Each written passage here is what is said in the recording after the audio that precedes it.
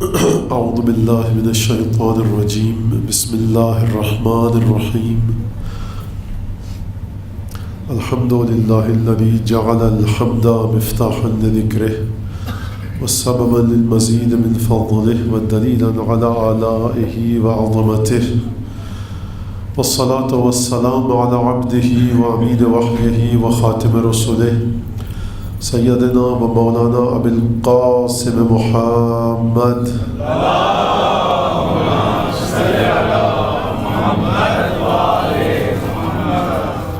وعلى أهل بيته الطيبين الطاهرين الذين أذهب الله عنهم الرجس وطهرهم تطهيرا.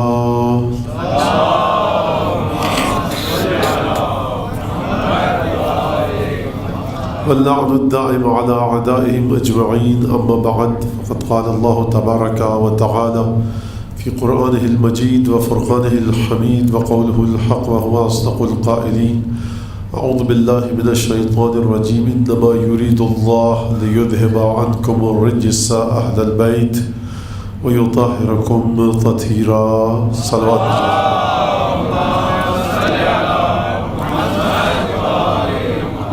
عزیزان گرامی، آیہ تطہیر کے عنوان کے تحت یہ گفتگو چل رہی ہے، اور جو کربلا کی تاثیر اور کربلا کے اثرات ہیں اس پر گفتگو کرنے کی میں کوشش کر رہا ہوں، لیکن گفتگو ابھی آگے وہاں تک نہیں گئی ہے جہاں تک میں لے جانا چاہتا تھا، اور ابھی اسی مرحلے پر باقی ہے کہ ہم کربلا کو کس انداز سے دیکھیں.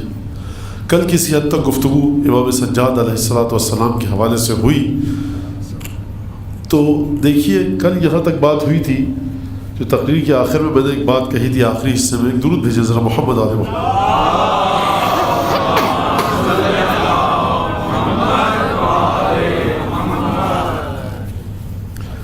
وہ یہ کہ ہمیں بنیاد بنانا ہے محبت اہل بیت کو، اور میں نے بالکل آخری حصے میں کیونکہ یہ بات کہی تھی کہ ہم اپنے بچوں کی عبادتوں سے ذرا سا پریشان ہو جاتے ہیں، گھبرا جاتے ہیں.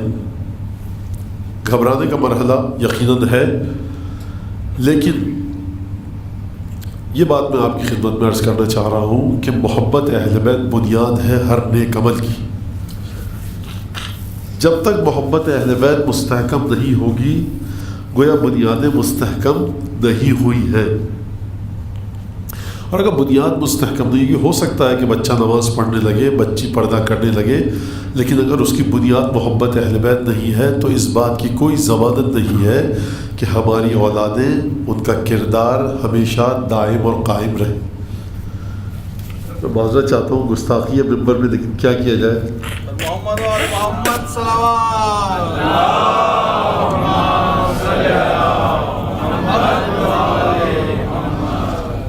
بہرحال یہ بھی آپ اتنی ساری میری بے ادبیاں برداشت کرتے ہیں، اس کو بھی برداشت کر لیجیے. تو اچھا، اب یہ بھی کسی کی یقیناً آپ حضرات میں سے بد دعا تو نہیں کہوں گا، لیکن یقیناً جو میں اتنا زیادہ کا وقت ضائع کرتا ہوں، تو یہ ابھی میں آنے سے پہلے نہیں تھا، یہ ابھی بھی بالکل شروع ہوا جیسے داخل ہوا. تو آپ ایک ذرا سلوات بھیجیے کہ تقریر مکمل ہو جائے آج.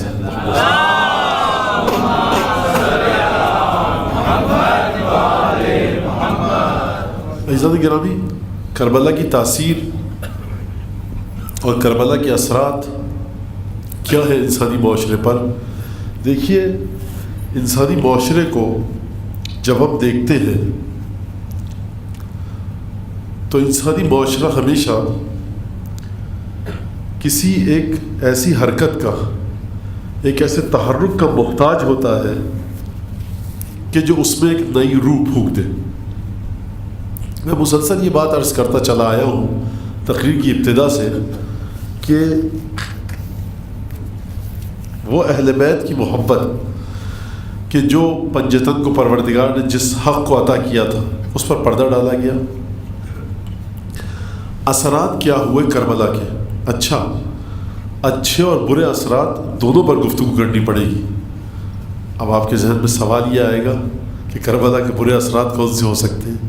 دیکھیے، اثرات برے نہیں ہوتے، لیکن اگر کوئی شخص ان سے ان کا غلط استعمال کرنا چاہے، ناجائز استعمال کرنا چاہے، تو مورخ یہ لکھ دیتا ہے کہ یہ کربلا کے اثرات تھے، جبکہ کربلا کے اثرات کو، کربلا کی تاثیر کو اگر آپ کو دیکھنا ہے تو آپ کو صرف اور صرف سید سجاد کو دیکھنا ہوگا، کسی اور کی جانب نگاہ ڈالنی نہیں ہوگی۔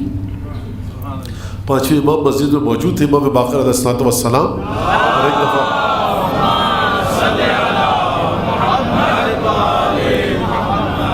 منصور دوانقی جو کہ عباسی خاندان کا دوسرا بادشاہ تھا، وہ اپنے ایک ساتھی کے ساتھ آیا، امام باقر علیہ السلام مسجد میں تشریف فرما تھے، وہ شخص آ کر بیٹھ گیا، لیکن منصور دوانقی آگے چلا گیا۔ امام نے پوچھا کہ یہ منصور دوانقی ہمارے پاس آ کر کیوں نہیں بیٹھا؟ یہ زمانہ بنو امیہ کا زمانہ ہے، امام باقر علیہ السلام کو سخت حالات کا سامنا ہے، اور منصور دوانقی پاس آ کر نہیں بیٹھا۔ کہا کہ وہ شاید آپ کے احترام کی وجہ سے اور عزت کی وجہ سے آپ کے پاس آ کر نہیں بیٹھ رہا، آپ کا جلال مانے ہے اس بات سے کہ وہ آپ کے پاس آ کر بیٹھے۔ گیا، امام نے کہا دیکھو کچھ دنوں بعد یہ حکومت بنو امیہ کی چلی جائے گی اور حکومت منصور دوانقی کے پاس آئے گی۔ اس شخص نے جا کر امام کو بتلایا، منصور دوانقی کو، کہ تمہارے بارے میں محمد باقر یہ کہہ رہے ہیں۔ منصور دوانقی نے سنا، اٹھ کر آیا، کہا کہ آپ نے یہ کیا خبر دی ہے ابن داؤد کو؟ کہا کہ ہاں یہ صحیح ہے۔ کہا کہ ہماری بادشاہت آئے گی ہمارے خاندان کے پاس؟ کہا کہ بالکل۔ کہا کہ یہ بتائیے کہ ہماری مدت زیادہ ہوگی بنو عباس کی یا بنو امیہ کی حکومت کی مدت زیادہ ہوگی؟ امام نے فرمایا بنو عباس کی مدت حکومت بنو امیہ کی حکومت سے زیادہ ہوگی۔ کہا کہ ہماری حکومت آپ کے خاندان کی حکومت سے پہلے آئے گی؟ کہا کہ ہاں ہماری حکومت سے پہلے تمہاری حکومت ہوگی۔ یعنی امام مسلسل اس بات کو، ایک درود بھیجیے ذرا محمد آل محمد،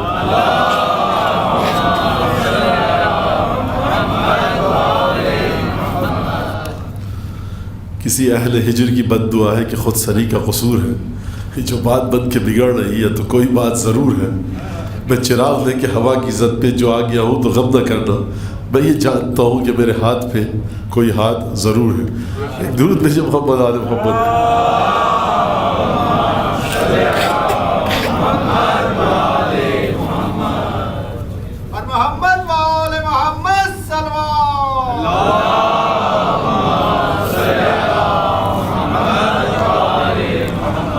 مولا کائنات فرماتے ہیں کہ مجھے بہت تعجب ہوتا ہے اس آدمی پر کہ ینظر بلحم ویسمع بعظم ویتکلم بشحم،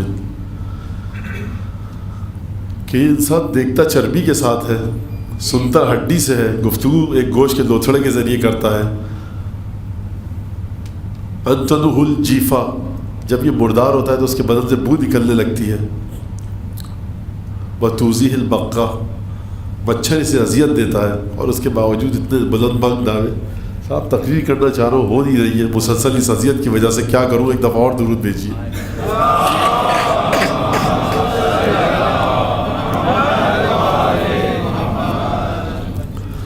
تو دیکھیے امام کے پاس آئے، امام نے کہا منصور دوانقی کے پاس بنو عباس کے پاس حکومت آئے گی۔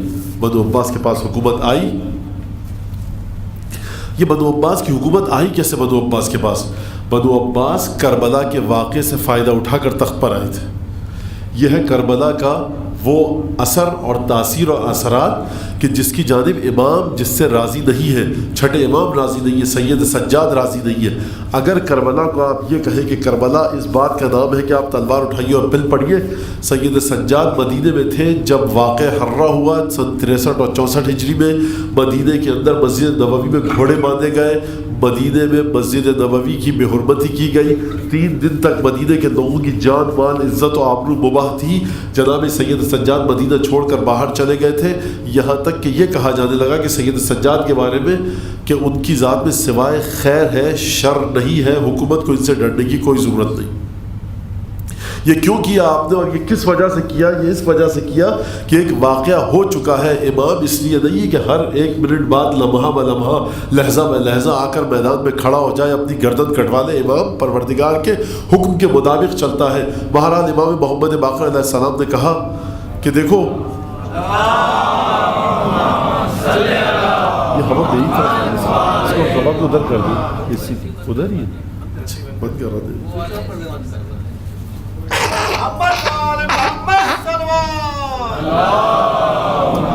شکریہ بیٹا، بہت اچھا تھا. تو عزیزان گرامی دیکھیے کہ یہ جو بنو عباس آئے تھے کس بلبوتے پر آئے تھے؟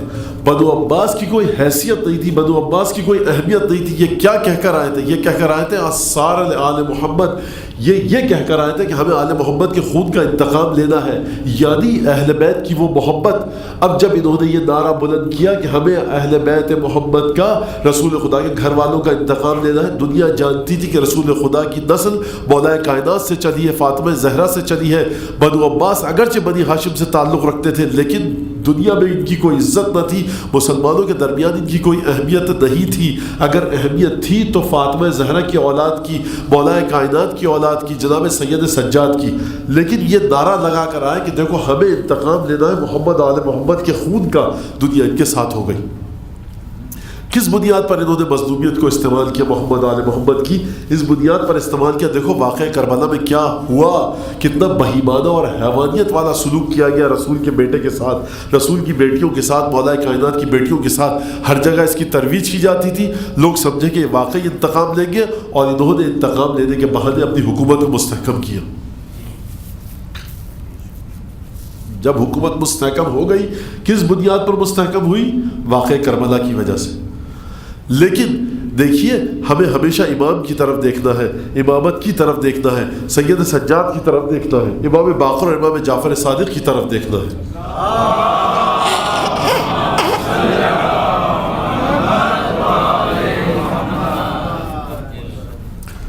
امام باقر اور امام جعفر صادق کی طرف دیکھنا ہے. حکومت مستحکم ہوئی بنو عباس کی، کس وجہ سے؟ واقعہ کربلا کی وجہ سے. امام سجاد کیا کر رہے ہیں؟ کوئی کام نہیں کیا اپنے تخت کو بچانے کے لیے، حکومت پر قبضہ کرنے کے لیے. امام جعفر صادق نے کیا کیا؟ 4000 شاگرد ہیں، مسجد نبوی میں گیا، راوی کہتا ہے میں گیا، سب کو دیکھا، حدیث لکھ رہے تو کہہ رہے ہیں حدثنی جعفر بن محمد، حدثنی جعفر بن محمد، یہ میں نے امام جعفر صادق سے سنا، یہ میں نے امام جعفر صادق سے سنا. یعنی یہ مرتبہ اور یہ مرحلہ ہے امام کا، امام کی عظمت کا. لیکن حکومت کی طرف، تخت کی طرف، تاج کی طرف کوئی کام نہیں کیا جا رہا. اس کی وجہ کیا ہے؟ اس کی وجہ یہ ہے کہ امام جانتے ہیں کہ اس وقت لوگوں کے دل میں ہماری وہ محبت اور حیثیت نہیں. امام اپنی اطاعت چاہتے ہیں. جب امام حسن مجتبی نے جناب امیر کی شہادت کے بعد جنگ کا اعلان کیا حاکم شام کے خلاف، تو کچھ لوگوں نے آ کر کہا کہ ہم آپ سے جنگ کے اوپر بیعت کریں گے. امام نے کہا دیکھو نہیں، میں تمہاری شرائط پہ بیعت نہیں کر سکتا. تم صلح کرو گے اس سے جس سے میں صلح کروں گا، تم جنگ کرو گے اس سے جس سے میں جنگ کروں گا. تم امام کو ڈکٹیشن نہیں دے سکتے، تم امام کو املا نہیں کروا سکتے، تم امام کو حکم نہیں دے سکتے. جو ہماری مرضی ہوگی تمہیں اس کے مطابق چلنا ہے. امام ایسے صحابی چاہتے ہیں. واقعہ آپ کے سامنے ہے کہ ایک شخص خراسان سے آیا، اس نے آ کر کہا کہ یمنا رسول اللہ، چھٹے امام سے آ کر کہا کہ آپ کے پاس 1,00,000 ننگی تلواریں ہیں، خراسان میں آپ کے چاہنے والے ہیں، آپ کھڑے ہو جائیے، بنو عباس کی حکومت کے خلاف قیام کر لیجئے. امام نے کہا اچھا. کہا تدور میں بیٹھ جاؤ. اس نے کہا یمنا رسول اللہ اقلی اقالک اللہ، میرے گناہوں کو معاف فرمائیے، خدا آپ کے گناہوں کو معاف فرمائے. جملہ بتا رہا ہے کہ امام کو کس انداز سے دیکھتا تھا. یہ سمجھ رہا ہے کسی مولانا مفتی مجتہد کے پاس آیا ہے، میرے گناہوں کو معاف فرمائیے، خدا آپ کے گناہوں کو معاف فرمائے. امام نے کہا اچھا. ہارون مکی آئے، واقعہ معروف ہے، سلام کا جواب دیتے ہی کہا کہ جاؤ تدور میں بیٹھ جاؤ. ہارون مکی نے اپنی نالین اٹھائی اور تدور میں بیٹھ گیا، ڈھکنا رکھ دیا گیا. اب یہ جو خراسانی تھا، کبھی پہلو اس پہلو، کبھی اس پہلو، اور امام خراسان کی باتیں پوچھ رہے. خراسان میں حال کیا ہے، مومنین کا کیا حال ہے، موسم کیسا ہے، فصلیں کون سی ہوتی ہیں، یہ گفتگو چل رہی ہے. اور خراسانی پریشان. ایک دفعہ کہا بولا اس بیچارے غریب کو دیکھ لیجیے، جا کر جل بھن کر خاک ہو چکا ہے. کہا کہ جاؤ خود اٹھا کر ڈھکنا دیکھو. ڈھکنا اٹھایا، آلتی پالتی مارے بیٹھے تھے، تنور کی آگ بجھ چکی تھی اور ذکر الہی میں مصروف تھے.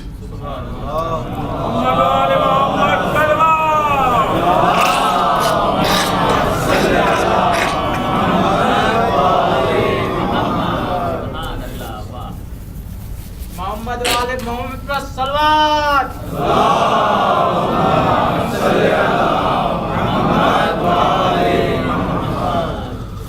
عزیزان گرامی ایسے کتنے نے پوچھا؟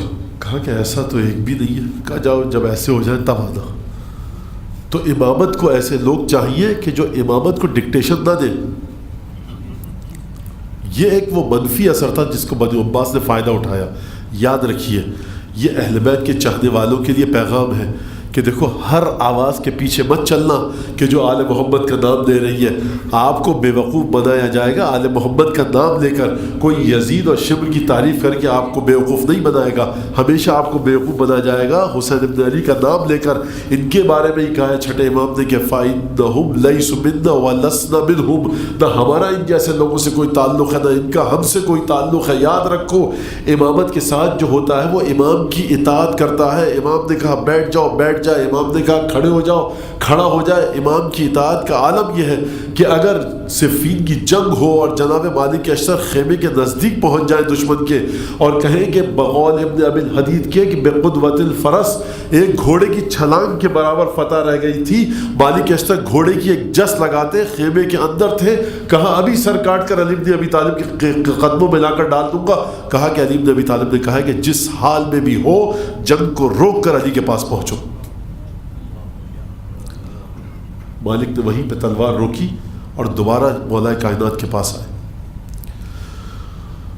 تو یہ وہ مقام تھا کہ کربلا کے بعد لوگوں نے غلط نعرے بلند کیے اور کربلا سے غلط فائدہ اٹھایا.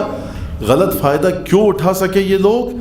ان لوگوں کی وجہ سے اٹھایا ان لوگوں نے غلط فائدہ کہ جو بھولے بھالے سیدھے سادے لوگ تھے, جو سمجھتے تھے کہ جہاں سے بھی محمد آل محمد کے انتقام کی گفتگو آئے اس کے پیچھے چل پڑو, اس کی بات سن لو, اس کی بات مان لو.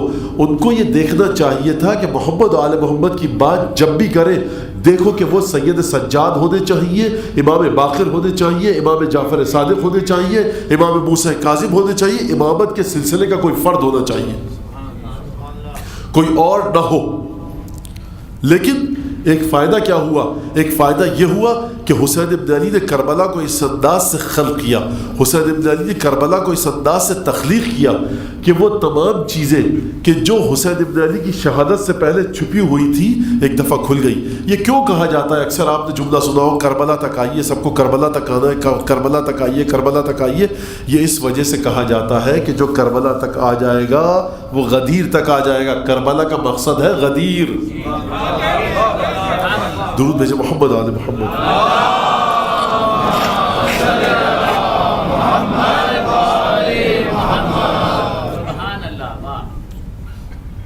کیوں؟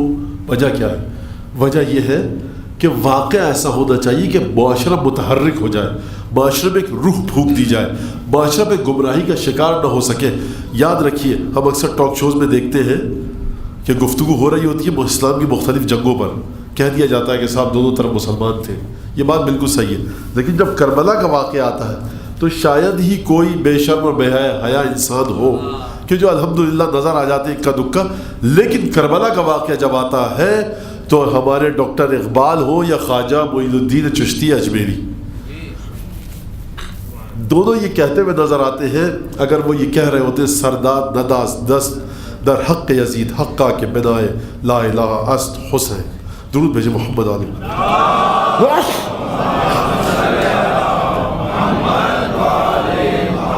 جنگل بہار کرتے نادے علی علی, ہم سب کی مشکل کو حل کرو, مشکل کشا علی.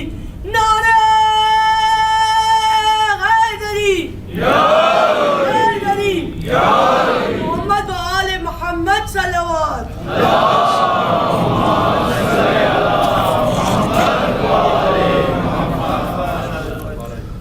آج اس وقت اس نعرے نے جتنا فائدہ مجھے دیا ہے اور آج سے پہلے نہیں دیا. ایک دفعہ اور درود بھیجے محمد آل محمد.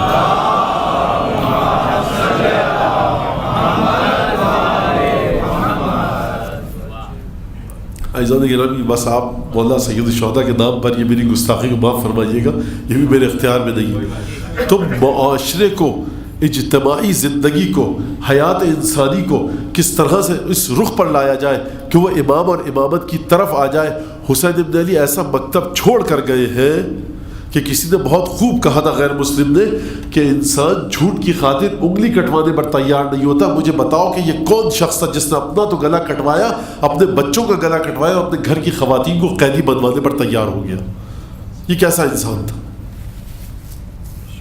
تو دیکھیے کبھی قربانی کے ذریعے انسان کو متوجہ کیا جاتا ہے کسی خاص مسئلے کی طرف. معاشرے پر اثرات کربلا کے یہ ہوئے کہ جب ذرا گرد و غبار کے دھند ہٹی, بنو امیہ کی حکومت گئی, بنو عباس کی حکومت آئی, یہ تمام واقعات ہوئے. اور اس کے بعد اب آج آپ دیکھیے کہ یہ کربلا ہے کہ جو کربلا کی جانب آ جائے اس کے ذہن میں ایک سوال آئے گا کہ حسین بن علی کو قتل کس نے کیا؟ یزید نے کروایا. یزید کو کس نے بٹھایا تھا؟ یزید کہاں سے آیا تھا؟ یزید کہاں سے نمودار ہوا تھا؟ یزید کو بٹھانے والا جانتا تھا کہ یزید ایسا ہے یا نہیں جانتا تھا؟ اگر نہیں جانتا تھا تو بٹھایا کیوں؟ اور اگر جانتا تھا تو بٹھایا کیوں؟ کیا یزید کی صفات پتہ نہیں تھی؟ جو لوگ دیکھ رہے تھے کہ یزید کے دربار میں بندر اور کتے موجود ہوتے ہیں, یزید کے دربار میں شراب خوری کی جا رہی ہوتی ہے, یزید غلط کام کر رہا ہے, محارم کے ساتھ نکاح کو جائز کر رہا ہے, وہ لوگ یہ دیکھ رہے تھے تو کیوں چپ تھے؟ تیسرا سوال یہ آئے گا کہ رسول خدا کی وفات, رحلت, شہادت جو بھی آپ کہیے وہ 10 ہجری میں ہوئی, واقعہ کربلا 60 ہجری, 50 سال گزرے ہیں. کیا 50 سالوں میں تمام کے تمام صحابہ کرام دنیا سے جا چکے تھے؟ اور اگر نہیں گئے تھے تو یہ کہاں تھے؟ پھر تاریخ کے ورق پلٹائے جائیں گے کہ 40 ہجری کے بعد رسول کے صحابیوں کو جس طرح سے مسلمان قتل کر رہے تھے, لگتا ہے کہ گویا وہ ایک ایسی حکومت کی تیاری تھی کہ جس کے آگے کوئی کھڑا نہ ہو سکے. محمد وآل محمد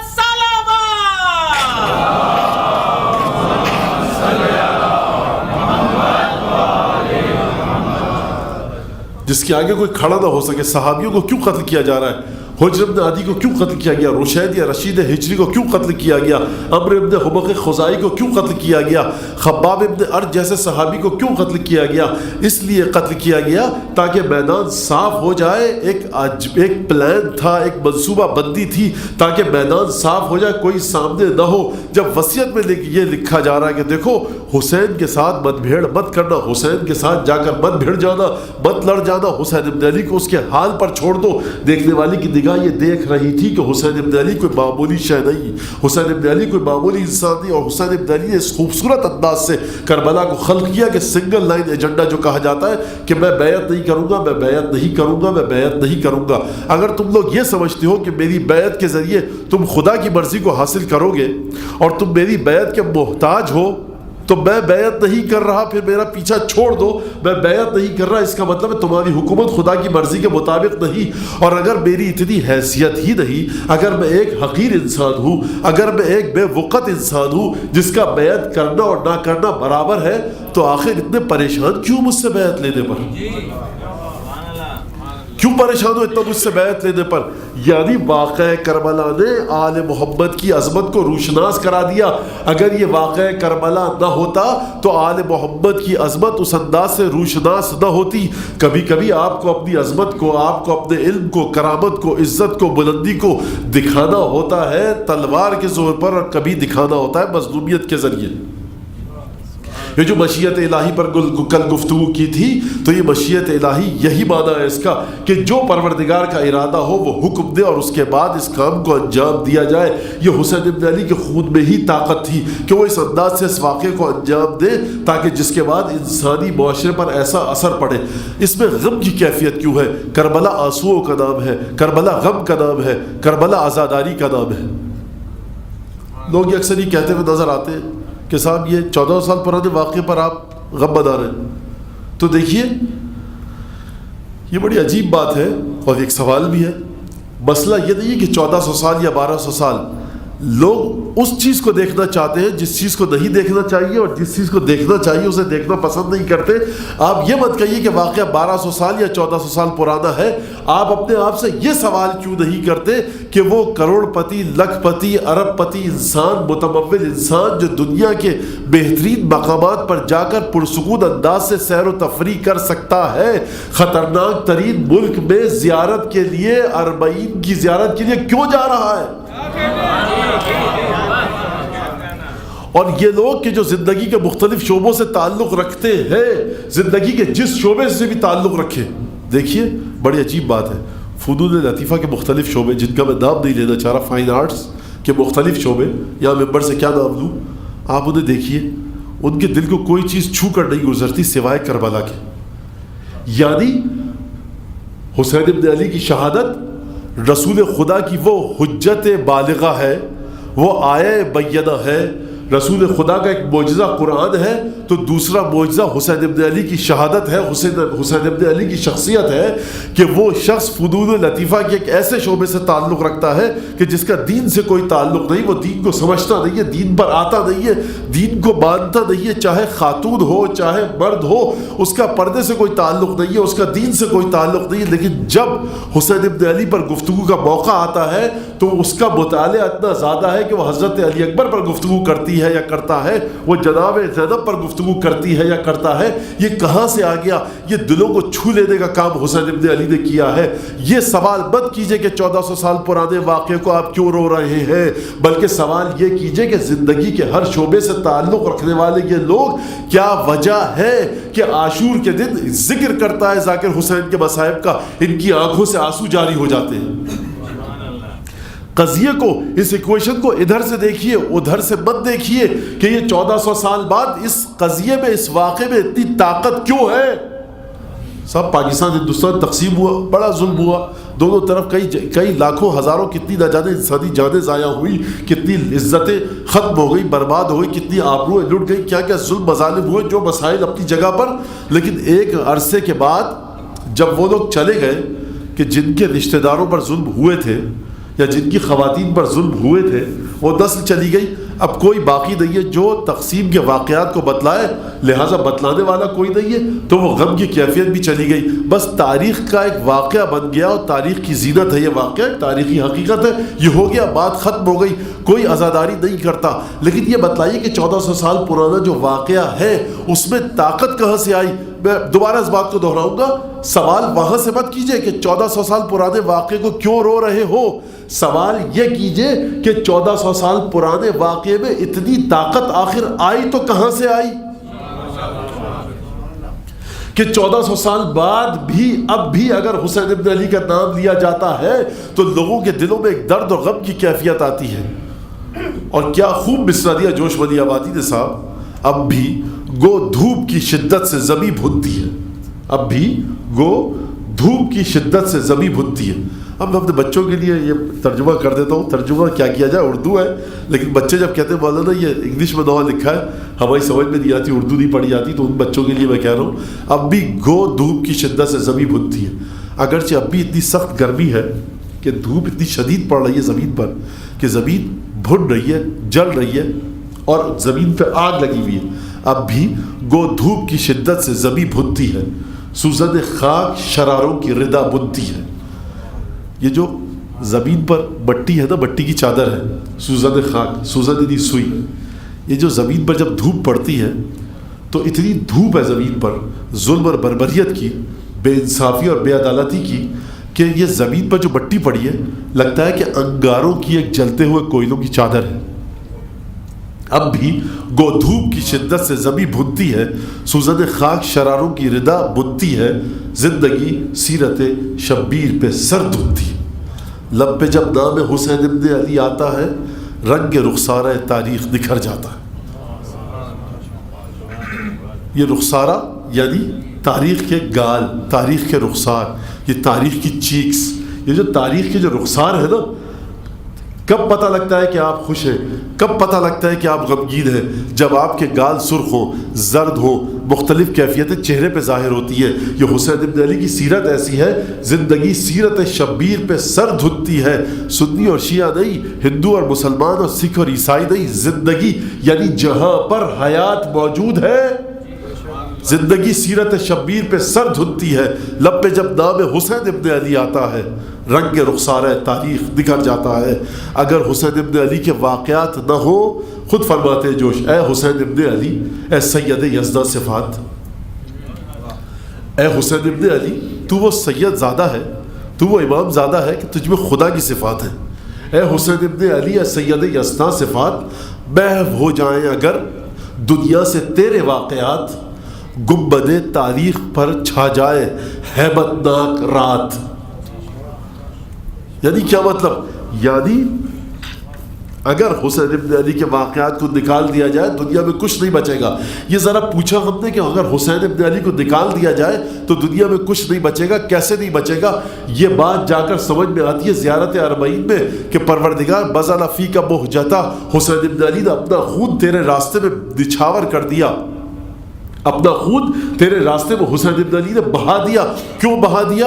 لِيَسْتَنْقِذْ عِبَادَكَ مِنَ الْجَهَالَةِ وَحَيْرَةِ الضَّلَالَةِ، تاکہ حسین ابن علی تیرے بندوں کو جہالت اور گمراہی سے نجات دلائیں.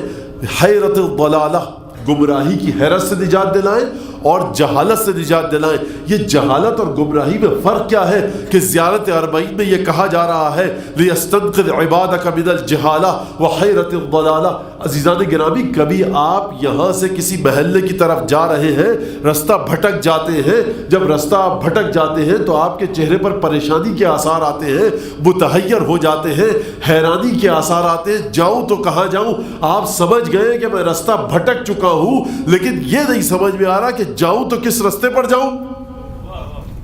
انسانیت رستہ بھٹک چکی ہے، اسے سمجھ میں نہیں آ رہا کہ وہ غدیر تک جائے تو کیسے جائے. کبھی اس رستے پر جا رہی ہے، کبھی اس رستے پر جا رہی ہے، کبھی ادھر جا رہی ہے، کبھی ادھر، لیکن اسے رستہ نہیں مل رہا کہ غدیر تک جائے تاکہ غدیر پر پہنچ کر نہج البلاغہ کے دریا سے اپنی پیاس کو بجھا سکے، زمین پر سے بے انصافی اور بے عدالتی کو ختم کر سکے، ظلم اور بربریت کو ختم کر سکے. دنیا والے چاہتے ہیں، انسان چاہتا ہے کہ ظلم ختم ہو جائے، دنیا چاہتی ہے کہ بے عدالتی اور عدل اور انصاف کا دور دورہ ہو، بے عدالتی ختم ہو جائے، لیکن کبھی ادھر جاتی ہے، کبھی ادھر جاتی ہے، سمجھ میں نہیں آتا. حسین ابن علی نے اپنا خون بہایا تاکہ انسان گمراہی کی حیرت سے باہر نکل سکے، نادانی سے باہر آ سکے. یعنی حسین ابن علی کی شہادت کی تاثیر یہ ہے، اثر یہ ہے کہ وہ شخص جو ایسے رستوں پر چل رہا ہے کہ جن پر چلنے کے بعد منزل نہیں مل رہی، چہرے پر حیرانی کے آثار ہے، وہ بھی اگر حسین کے پاس آ جائے تو چہرے پر سے پریشانی کے آثار ختم ہو جائیں گے. اور اگر وہ حسین ابن علی کے پاس آ جائے تو نادانی ختم ہو جائے گی. نادانی ختم کیسے ہوگی؟ پہلا سوال یہ ہوگا کہ یہ آیا کیوں تھا؟ 2 محرم 3 4 5 6 7 محرم پر اس نے تلوار نہیں اٹھائی، صبح عاشور اس نے تلوار نہیں اٹھائی، بچیوں کے ساتھ آیا تھا، ماؤں بہنوں کے ساتھ آیا تھا. اگر یہ ایسے لشکر کے ساتھ آیا تھا تو 30,000 کا لشکر بھیجنے کی تک کیا تھی؟ نادانی کب ختم ہوتی ہے؟ نادانی اس وقت ختم ہوتی ہے کہ جب آپ سوال کریں اپنے آپ سے، جب آپ اپنے آپ سے پوچھیں کہ یہ کیا ہوا، یہ واقعہ کیسے ہوا. نادانی اس وقت ختم ہوتی ہے کہ جب آپ کسی قضیے واقعے کی کھوج میں جائیں. یہ 30,000 کا لشکر آیا کیوں تھا؟ آپ نے تو کوفے کی ناکہ بندی کر دی تھی، آپ نے بصرے کی ناکہ بندی کر دی تھی، مکہ اور مدینہ ہزاروں کلومیٹر دور ہے، کوئی آ نہیں سکتا تھا. یہ 30,000 کا لشکر بھیجا کیوں گیا تھا؟ ہے کوئی سوچنے والا؟ ہے کوئی پوچھنے والا؟ 2,000 کا لشکر بھیج دیتے آپ، 3,000 کا لشکر بھیج دیتے. یہ پانی بند کیوں کیا گیا؟ یہ خیمے کیوں جلائے گئے؟ یہ نہتی معصوم شہزادیوں کو، مولا کائنات کی بیٹیوں اور رسول خدا کی نواسیوں کو قیدی بنا کر کیوں لے جایا گیا؟ اب یہاں پر انصاف کی نظر سے اس واقعے کو دیکھنے والا شخص یہ کہے گا کہ یہ جنگ نہیں تھی، یہ کوئی پرانا کینہ لگتا ہے جس کو نکالا جا رہا تھا.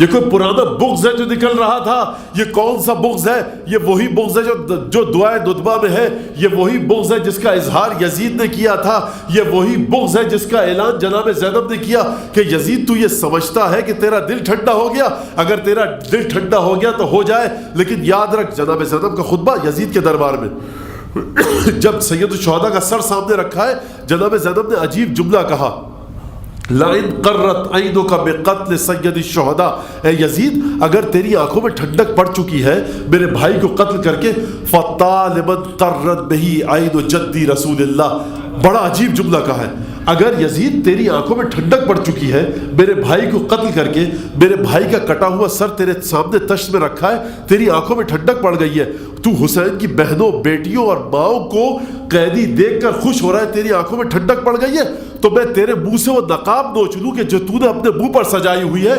اگلا جملہ جناب زینب نے یہ کہا، فَطَالِمَنْ قَرَّتْ بِهِ عَيْنُ جَدِّ رسول اللہ، یزید اگر تیری آنکھوں میں ٹھنڈک حسین کے قتل کی وجہ سے پہنچی ہے تو یاد رکھ میرے دادا رسول اللہ حسین کو دیکھ دیکھ کر اپنی آنکھوں کو ٹھنڈا کیا کرتے تھے، وَكَانَ يُقَبِّلُهُ وَيَلْسِمُ لِسَانَهُ، میرا دادا رسول اللہ حسین کو بار بار بوسہ لیتا تھا، حسین کی زبان چوستا تھا۔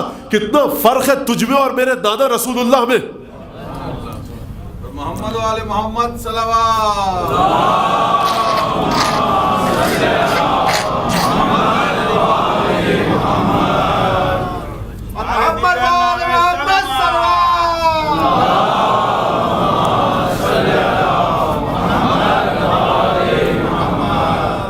اس انداز سے نقاب اتاری کہ دیکھو جب یہ آئے تو کیا کہا گیا؟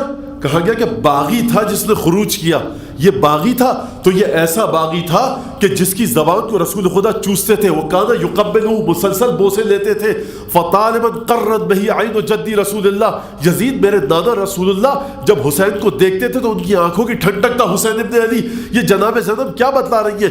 کوئی نانا کا نواسے کے ساتھ لاڈ پیار بتلا رہی ہے؟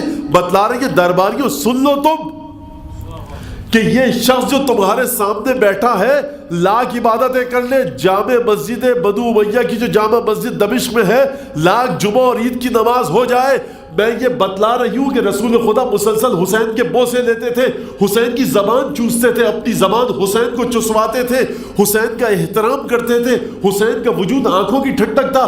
دیکھ لو یہ شخص حسین کو قتل کر کے کہہ رہا ہے میری آنکھیں ٹھنڈی ہو گئی، تو یاد رکھنا اس کی عبادتوں سے دھوکہ مت کھا جانا، اس کا رسول خدا سے ہمارے دادا سے کوئی تعلق نہیں ہے۔ جب کسی ملعون نے کہا تھا مولا کائنات کی بیٹی فاطمہ کے بارے میں کہ مجھے کنیزی میں دے دے اس کو امیر، تو کیا کہا تھا جناب زینب نے؟ کہا تھا تو ایسا نہیں کر سکتا۔ یزید نے کہا اگر چاہوں تو کر سکتا ہوں، کہا ہاں کر سکتا ہے، لئن خرجت من دین جدی رسول اللہ، اگر تو ہمارے دادا کے دین سے نکل جائے تو یہ کام کر سکتا ہے۔ پہلا اثر کیا ہوا واقعہ کربلا کا؟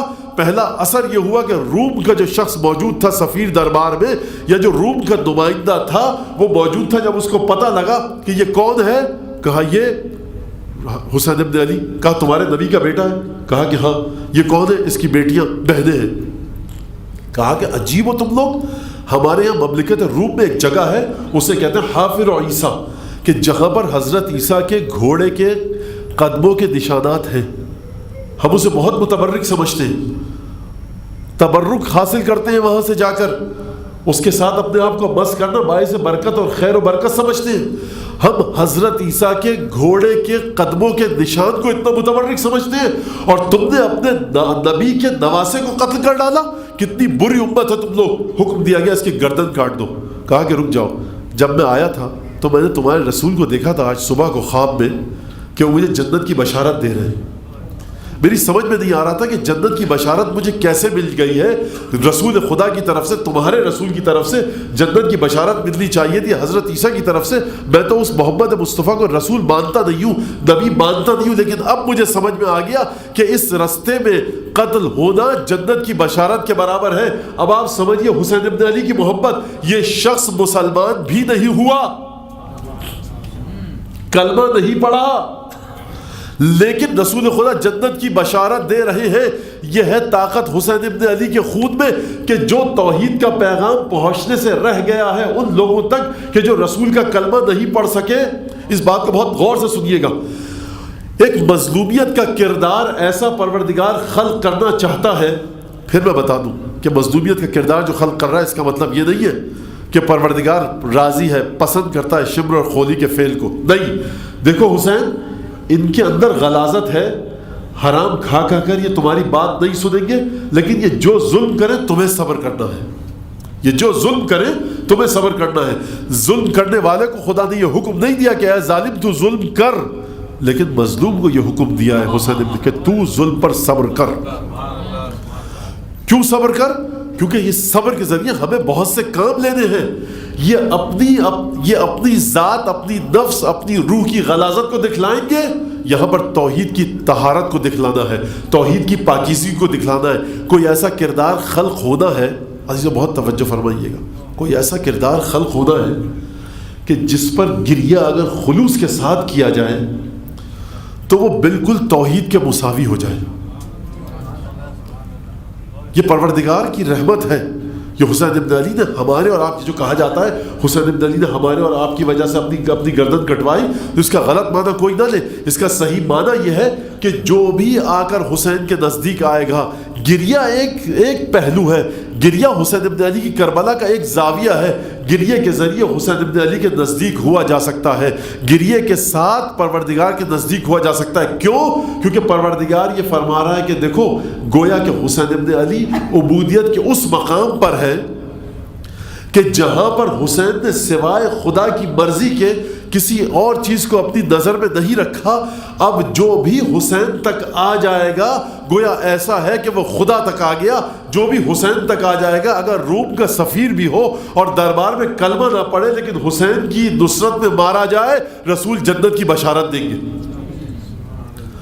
دعائے شعبان میں ایک جملہ ہے مناجات شعبانیہ میں، رب حب لی کمال الانقطاع علیک وانر ابصار قلوبنا بضیاء نظر علیک. پروردگار مجھے ہر چیز سے منقطع کر کے، میرا ہر چیز سے رابطہ توڑ کے مجھے اپنا بنا دے. یہ مناجات شعبانیہ کا جملہ، رب حب لی کمال الانقطاع علیک وانر ابصار قلوبنا بضیاء نورها علیک حتی تخرق ابصار قلوبنا حجب النور فتصل الى معدن العظمہ. پروردگار مجھے اپنا بنا لے، ہر چیز سے میرا تعلق توڑ دے، بس فقط تیری ذات کی جانب دیکھوں. مشکل مرحلہ ہے، مشکل مرحلہ. اولاد کی محبت روک دیتی ہے خدا کی جانب دیکھنے سے، بیوی کا ساتھ روک دیتا ہے خدا کی جانب دیکھنے سے، ماں باپ، اہل و عیال، دوست روک دیتے ہیں خدائی بننے سے. کوئی راستہ ہے؟ ہاں ایک راستہ ہے، وہ حسین پر گریے کا راستہ ہے. کہ کیونکہ حسین مکمل طور سے توحید میں فنا ہے، جو حسین پر گریہ کرے گا وہ مکمل طور سے توحید میں فنا ہے. اور یہ اہل بیت کے ظلم کی داستان اس قدر عجیب ہے کہ 8ویں امام نے فرمایا نفس المحموم لنا تسبیح وہمہ لنا عبادہ وکتمان سرنا جہاد فی سبیل اللہ. دیکھو یاد رکھو، جو شخص ہماری یاد میں ٹھنڈی سانس لے، اس طرح سے فرمایا معصوم نے، نفس محموم غمزدہ شخص کا وہ نفس، وہ سانس کہ جو ہماری یاد میں نکلے، کیا ظلم ہوئے مولا پر. یہ تسبیح ہے. یہ تسبیح کیا ہے؟ اللہ اکبر، لا الہ الا اللہ، سبحان اللہ والحمد للہ ولا الہ الا اللہ واللہ اکبر. تسبیح یہ ہے. لیکن کتنی عظمت ہے اہل بیت کے اوپر ہونے والے ظلموں کی، کیسے عجیب ظلم تھے. اور مقام اہل بیت کیا ہے کہ 8ویں امام فرما رہے ہیں نفس المحبوب لنا تسبیح، کہ آپ کو 10 دفعہ اگر آپ کے حلق سے ٹھنڈی سانس نکلی، یہ 10 مرتبہ کی تسبیح کا ثواب آپ کو ملا. وحبہ لنا عبادہ، اس کی پریشانی، گھبراہٹ، جو ہمارے لیے گھبرا رہا ہے، ہمارا چاہنے والا کوئی ہمارا مومن شیعہ اگر ہمارے لیے گھبرا رہا ہے، پریشان ہے، مشکل میں گرفتار ہے، ہمارے لیے اس کی زندگی میں کوئی مسئلہ نہیں ہے، اس کی زندگی میں کوئی مشکل نہیں ہے، لیکن بیچارہ گھبرا رہا ہے کہ میں کروں تو کیا کروں. اہل بیت کے چاہنے والوں کے ساتھ یہ مشکل ہے. عزاداری کی اس مشکل کو کیسے حل کروں، امام باڑے کی اس مشکل کو کیسے حل کروں، کس طرح سے لوگوں تک اہل بیت کا پیغام پہنچاؤں، نہج البلاغہ، صحیفہ سجادیہ، مفاتیح الجنان، قرآن، حدیث کس طرح سے پہنچاؤں. پریشان ہے. مولا فرماتے ہیں یہ تم جو پریشان ہو نا، یہ عبادت کر رہے ہو. پریشان مت ہونا کہ تمہارا وقت ضائع ہو رہا ہے، تم عبادت میں ہو. وکتمان سرنا جہاد فی سبیل اللہ، اور اگر تم ہمارے رازوں کو حفظ کرتے ہو تو گویا تم اللہ کے راستے میں جہاد کر رہے ہو. اب ایک مثال دے کر بات کو مصائب کی طرف بڑھاؤں کہ دیکھیے، اگر آپ نماز پڑھ رہے ہیں، یہ مثال میں کئی جگہ میں عرض کر چکا ہوں. اگر آپ نماز پڑھ رہے ہیں اور خضوع و خشوع نہیں ہے آپ کے دل میں یا میرے دل میں, وہ نماز قبول نہیں ہوگی. واجب ادا ہو گیا لیکن مطلوبہ مقدار میں نماز قبول نہیں ہوئی.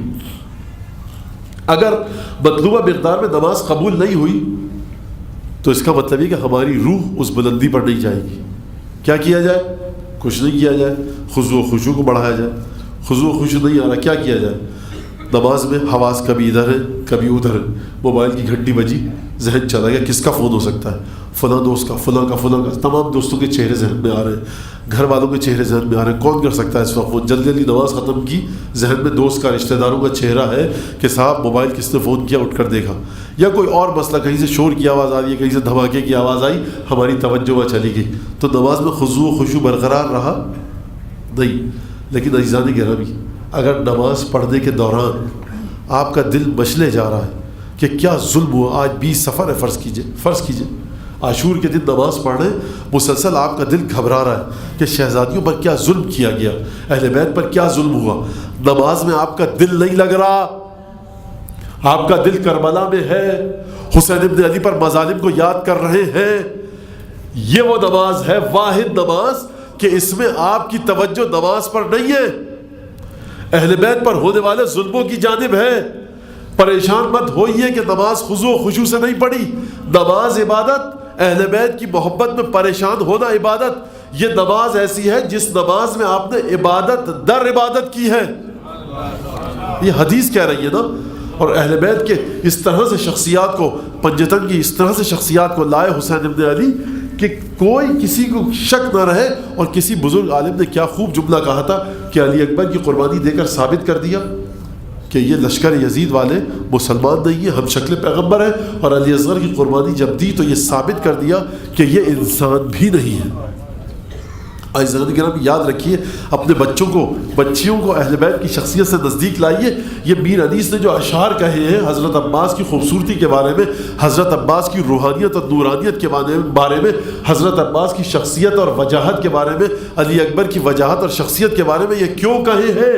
کیونکہ اگر ہمارے نوجوان بچے اور بچیاں مختلف شعبہ ہائے زندگی سے تعلق رکھنے والے لوگوں کے پوسٹر اپنے دیواروں پر لگائیں تو ایک دفعہ ان کے ذہن میں خیال آئے کہ یہ چند لاکھ ڈالر کے عوض کودنے پھاندنے والے کبھی آگ میں کود رہے ہیں, کبھی آگ سے باہر پھاند رہے ہیں. یہ وہ لوگ ہیں جو اداکاری کرتے ہیں, صاحب ان سے مروب ہو گئے کیونکہ چند لاکھ ڈالر کی خاطر کیمرہ ٹرک تھی, اسٹنٹ مین آ گیا تھا, اس نے کرتب دکھایا. یہ صاحب تھے بھی نہیں لیکن دیواروں پر پوسٹر آ گئے. ارے جا کر علی اکبر کی زندگی تو پڑھو, ابو الفضل عباس کی زندگی تو پڑھو.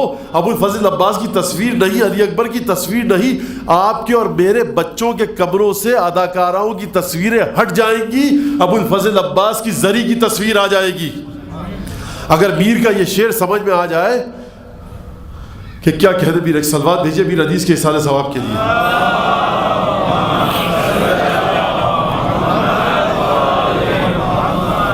یہ کیوں بتلانا چاہتے ہیں میر حدیث؟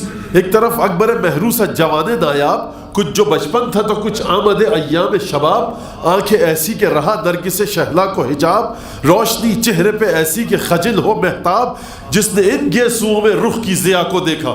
بخدا یہاں پر سلام و صاحب فیض آباد میں جو فیض آباد سے تعلق رکھتے ہیں, سلام و فیض آباد کی مٹی کو کیا سپوت پیدا کیا اور کیا گفتگو ہے. جس نے ان گیسوؤں میں رخ کی ضیا کو دیکھا, شب معراج میں محبوب خدا کو دیکھا.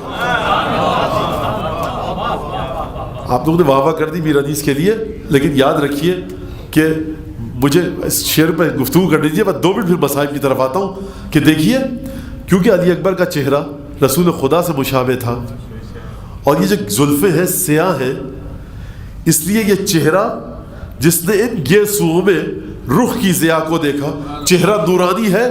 علی اکبر کا چہرہ رسول سے مشابہت رکھتا ہے, 14ویں کے چاند کی طرح دمک رہا ہے, چمک رہا ہے, اور اس چہرے کا زلفوں نے احاطہ کیا ہوا ہے. یہ زلفیں گویا تاریک رات کی طرح ہیں, یہ چہرہ رسول خدا کے چہرے کی طرح ہے. فرماتے جس نے ان گیسوؤں میں رخ کی ضیا کو دیکھا. کون سی رات میں رسول خدا کے چہرے کو دیکھا؟ ہر رات میں نہیں, شب معراج میں محبوب خدا کو دیکھا. یعنی علی اکبر کا چہرہ اگر دیکھ لو تو ایسا ہے کہ تم نے معرفت پالی کہ جب محمد مصطفیٰ معراج پر گئے ہوں گے تو چہرے کی نورانیت کیا ہوگی. جس نے ان گیسوؤں میں رخ کی ضیاء کو دیکھا، شب معراج میں محبوب خدا کو دیکھا۔ اور اگر ابو الفضل عباس کے بارے میں گفتگو فرماتے ہیں میر حدیث تو عجیب انداز سے گفتگو فرماتے ہیں، علی اکبر کے بارے میں گفتگو فرماتے ہیں عجیب انداز سے گفتگو فرماتے ہیں، تلوار کے بارے میں، ذوالجنہ کے بارے میں۔ اب وہ گفتگو اس طرف نکل جائے گی، میں ادھر جانا نہیں چاہتا۔ میر حدیث یہ کیوں فرما رہے ہیں؟ میر حدیث اس لیے فرما رہے ہیں کہ اگر کسی کی ذاتی وجاہت کا رعب ہمارے بچوں کے دل میں آئے تو وہ عباس اور علی اکبر کے علاوہ کوئی نہ ہو۔ ارے ہٹائیے یہ دنیا کے لوگوں کی تصویریں اپنے کمرے سے، سوال ہی پیدا نہیں ہوتا وہ بچی ہماری یا وہ بچہ ہمارا کہ جس کے دل پہ ابو الفضل عباس کی ہیبت اور رعب چھا چکا ہے، وہ کسی اور کے چہرے کی تصویر یا اس کی عکس لگائے اپنی دیوار پر۔ کیوں؟ کیونکہ جس طرح سے پروردگار عالم نے کائنات کو احاطے میں لے رکھا ہے، جس طرح سے رسول خدا کی رحمت نے کائنات کو احاطے میں لے رکھا ہے، اسی طرح سے ابو الفضل عباس کی حیثیت اور فضیلت یہ ہے کہ جو شخص بھی بلند ہمت، عالی کردار، اعلیٰ ظرف، شجاعت، وفاداری، بہادری، کرامت انسانی، شرافت نفس اور عزت کو ڈھونڈنا چاہتا ہے، وہ جا کر ابو الفضل عباس کی زندگی پڑھے نا، دیکھے کہ ابو الفضل عباس نے کیا تو کیا کیا۔ یہ دنیا اس قابل نہیں تھی کہ ابو الفضل عباس اپنی قربانی کو کما حقوں دکھلا سکتے۔ عزیزان گرامی، تو یہ وہ باتیں تھیں کہ جو کربلا نے اثرات ڈالے، اور اس شان سے اثرات ڈالے کہ دیکھیے وہ شخص جو رسول کا کلمہ نہیں پڑھتا وہ بھی حسین بن علی کی عزاداری کرتا ہے۔ ایام سفر کے ایام ہیں، بہرحال معذرت چاہتا ہوں، بڑے کرب اور تکلیف میں آج کی مجلس گزری، آپ حضرات کو بھی بہت زیادہ اس ناخوشگوار حالات کا سامنا کرنا پڑا، جس کے لیے میں واقعی معذرت چاہتا ہوں۔ آپ اپنا وقت نکال کر آئیں، لیکن مجھ جیسا ایک عجیب و غریب قسم کا مقرر بیٹھا ہے کہ جس کو 10 مسئلے چل رہے ہیں جس کے ساتھ، لیکن بہرحال میرے ہاتھ میں یہ چیز نہیں ہے۔ تو دیکھیے سفر کا مہینہ ہے، شہزادیاں ہماری کربلا کی جانب آ رہی ہیں۔ تو 4 جملے مختصر مسائل کے دیکھیے، جب جناب زینب مدینے میں تھی اور مولا کائنات کے ساتھ رہ رہی تھی، تو جب بھی مولا کائنات سے درخواست کرتی کہ مجھے نانا کی قبر کی زیارت کرنی ہے، تو مولا کائنات چراغ لیتے، آگے آگے مولا کائنات چلتے، دائیں حسن ہوتے، بائیں حسین ہوتے۔ کون جا رہا ہے؟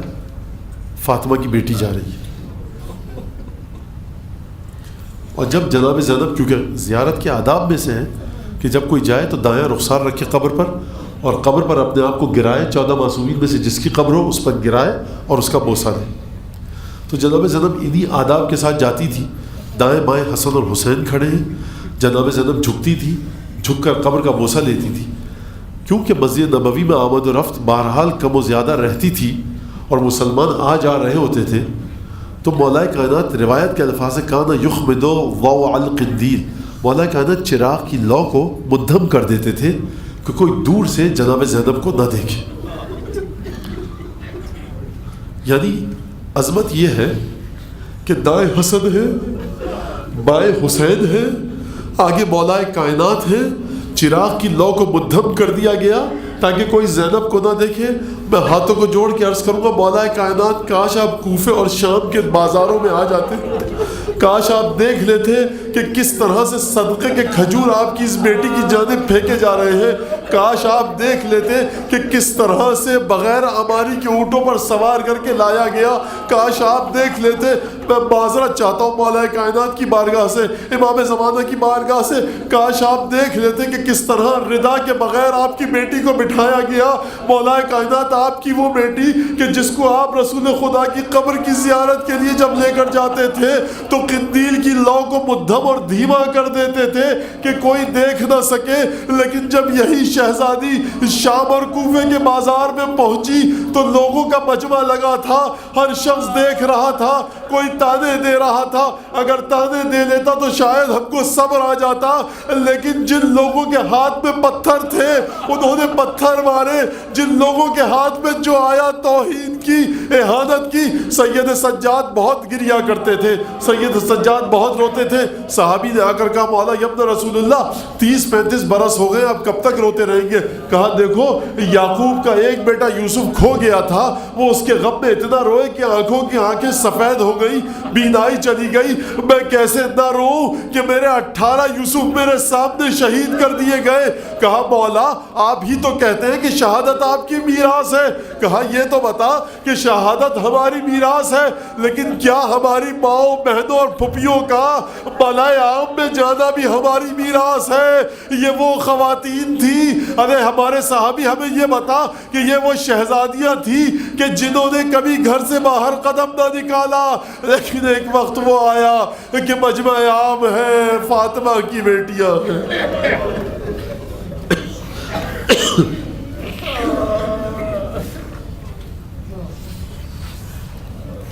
اللهم كن لوليك الحجة ابن الحسن صلواتك عليه وعلى آبائه في هذه الساعة وفي كل ساعة وليا وحافظا وقائدا وناصرا ودليلا وعينا حتى تسكنه أرضك طوعا وتمتعه فيها طويلا. اللهم بحق محمد وآل محمد صل على محمد وآل محمد وعجل فرجهم وأهلك عدوهم من الجن والإنس من الأولين والآخرين واكفنا ما أهمنا وارزقنا العافية ووسع رزاقنا وطمن أعمارنا مع الصحة والسلامة في الجسم والروح. ربنا تقبل منا إنك أنت السميع العليم وتب علينا إنك أنت التواب الرحيم بجاه محمد وآله الطيبين. آپ حضرات سے درخواست ہے کہ ایک دفعہ الحمدللہ ایک دفعہ قل ہو اللہ پڑھ کے مقدر علی شریف ابن مولانا عباس علی شریف سکینہ بیگم بنت سید مہدی زامن حسین ان دونوں کو پڑھ کر بخش دیجیے. بسم اللہ الرحمن الرحیم الحمد للہ رب العالمین الرحمن الرحیم مالک یوم الدین ایاک نعبد وایاک نستعین اهدنا الصراط المستقیم صراط الذین انعمت علیہم غیر المغضوب علیہم ولا الضالین. بسم اللہ الرحمن الرحیم قل هو الله احد الله الصمد لم يلد ولم يولد ولم يكن له كفوا احد. اللهم صل على محمد وعلى محمد. پالنے والے تجھے قسم دیتے ہیں شہزادی زینب کی مظلومیت کی، ہمارے امام کے ظہور میں تعجیل فرما، گناہوں کو معاف فرما، ہمارے واجبات کو انجام دینے کی توفیق عطا فرما. اس عزاداری کو امام زمان اور جناب سیدہ کے لیے تعزیت اور تسلی کا باعث قرار دے. جس مومن نے بھی اس فرش اعضاء کو بچھانے میں جتنی بھی خدمت کی ہے، جتنا بھی حصہ دیا ہے، پروردگار اسے اجر جزیل عنایت فرما. پروردگار امام زمانہ کے ہونٹوں پر کبھی ختم نہ ہونے والی مسکراہٹ کو نازل فرما. پروردگار یہاں جو مومنہ موجود ہے اگر کوئی ایسا ہے کہ جو تنگ دست ہے، نادار ہے، قرضدار ہے، پریشان حال ہے، بے اولاد ہے، بے روزگار ہے، پروردگار اس کی مشکل کو دور فرما. جو لوگ زیارت پر گئے ہوئے ان کو قبولیت زیارت کے ساتھ ساتھ خیریت کے ساتھ ان کے وطنوں تک پلٹا دے. پروردگار جو لوگ زیارت و حج کے متمنی ان کو زیارت و حج نصیب فرما. جو لوگ زیارت پہ گئے ہوئے پروردگار ان کے گھر والوں کی ان کی غیر موجودگی میں حفاظت فرما. پروردگار امام زمانے کے ظہور میں تعجیل فرما، ہمیں ان کے انصار و اعوان میں شامل فرما. دعاؤں کی قبولیت کے لیے بلند آواز سے صلوات پڑھ دیجیے.